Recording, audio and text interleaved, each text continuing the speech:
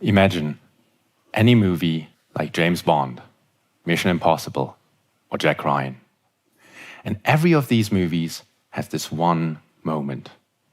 Bayangkan film apapun seperti James Bond, Mission Impossible, atau Jack Ryan.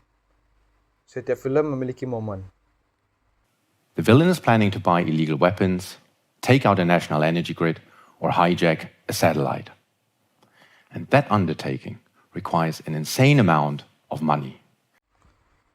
Penjahatnya berencana membeli senjata ilegal, menghancurkan jaringan energi nasional, atau membajak satelit.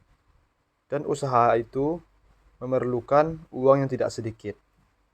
That always happens in either of two ways. Scenario 1. 3 black SUVs driving up a dusty desert road. Itu selalu terjadi dalam dua cara. Skenario pertama, 3 SUV hitam berjalan di jalan gurun yang berdebu. 3 other SUVs already waiting at the exchange spot, where suitcases full of cash are being exchanged for weapons between criminals.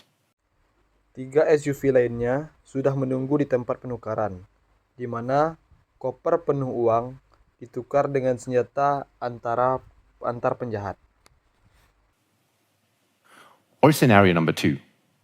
Abandoned, old warehouse. A hacker in a hoodie asking the villain where to transfer the money. Atau skenario kedua, gudang tua yang ditinggalkan. Seorang peretas yang memakai hoodie menanyakan penjahat kemana mentransfer uang. And within seconds, hundreds of millions are being transferred from accounts all over the world. This is a very exciting movie plot, good versus evil. Dan dalam hitungan detik, ratusan juta ditransfer dari rekening di seluruh dunia. Ini adalah plot yang sangat menarik. Baik melawan jahat. Loads of money, exotic locations, and a superhero who saves the world in the last second.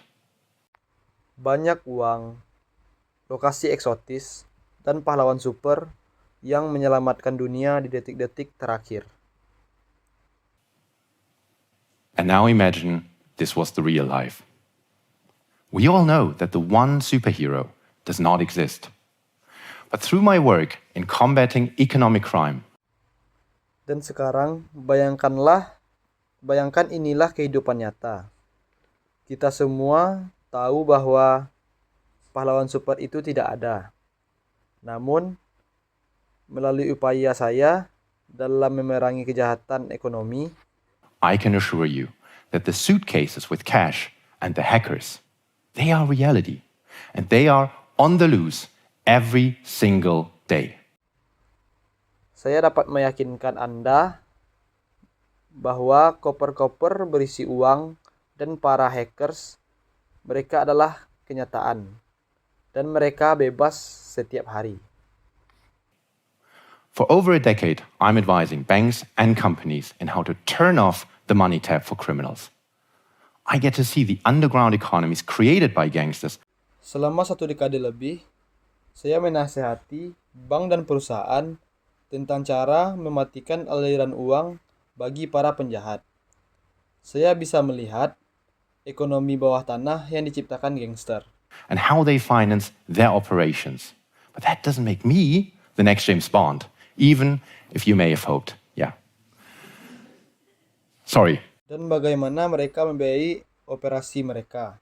Tapi, itu tidak menjadikan saya James Bond berikutnya. Bahkan, jika kamu berharap, maaf. Unfortunately, to master this challenge, we all need to understand what economic crime is. And economic crime is a wide field. Sayangnya, untuk menangani tantangan ini, kita semua perlu paham apa itu kejahatan ekonomi, dan kejahatan ekonomi mempunyai cakupan yang luas. It includes money proceeds from drug trafficking, human trafficking and sexual exploitation, fraud and cybercrimes, termasuk uang hasil perdagangan narkoba, perdagangan manusia, dan eksploitasi seksual, penipuan, dan kejahatan dunia maya. Tax evasion and all those offshore tax havens, piracy, corruption, terrorism. And what all these scenarios have in common Penghindaran pajak dan semua pajak luar negeri, pembajakan, korupsi, terorisme, dan kesamaan dari semua skenario ini is that they need their profits laundered. And money laundering is complex. Criminals want to make it complex to hide the connection between the money and the underlying crime. adalah mereka perlu mencuci keuntungannya dan pencucian uang itu rumit. Penjahat ingin mempersulit penyembunyian hubungan antara uang dan kejahatan yang menjadi dasar.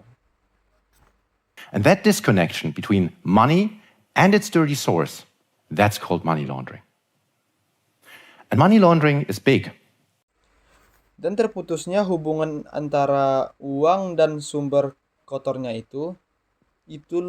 itulah yang disebut pencucian uang. Dan pencucian uang sangatlah besar. According to the United Nations, the amount of money laundered every year can be as high as 2 trillion US dollars.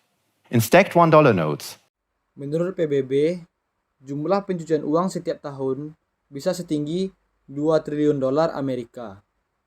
Dalam tumpukan uang kertas $1, this is 57% of the way to the moon.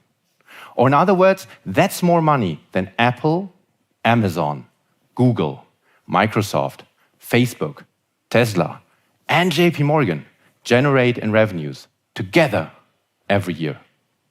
ini adalah 57% perjalanan menuju bulan. Atau dengan kata lain, jumlah itu lebih banyak daripada pendapatan Apple, Amazon, Google, Microsoft, Facebook, Tesla, dan JP Morgan jika digabungkan setiap tahunnya.